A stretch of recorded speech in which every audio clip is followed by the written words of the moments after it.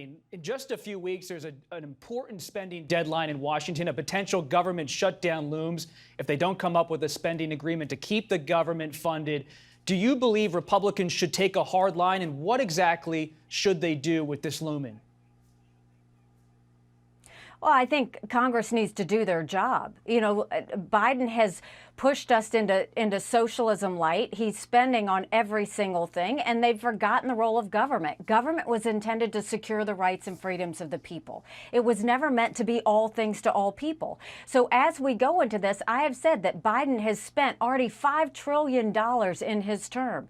But Republicans have spent too. We've watched them open up earmarks for the first time in 10 years. We've watched the 2024 appropriations bill has $7.4 billion in earmarks.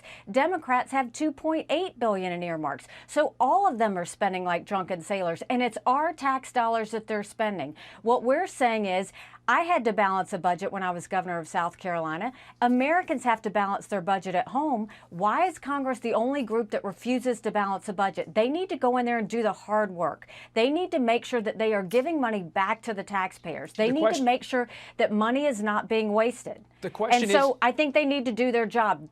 The question, though, Ambassador, is what exactly should they do in terms of the negotiating position they take? For example, Congresswoman Marjorie Taylor Greene of Georgia has just said in recent days that Republicans should not vote to fund the government unless an impeachment inquiry begins against President Biden inside of the House of Representatives. Is she right or is she wrong to take that position?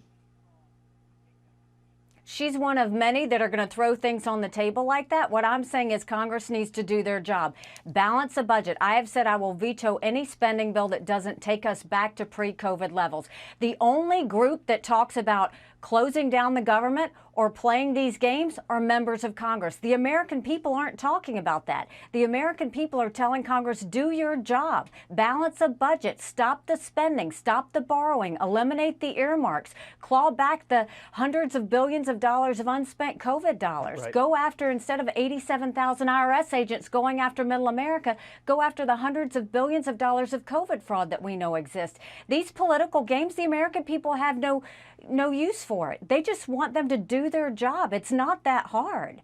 It's why I continue to say we've got way too many lawyers in Congress. We need an accountant. I'm an accountant. That's why I want to put an end to this and start having government work for the people again. Over the past week, former President Donald Trump, the front runner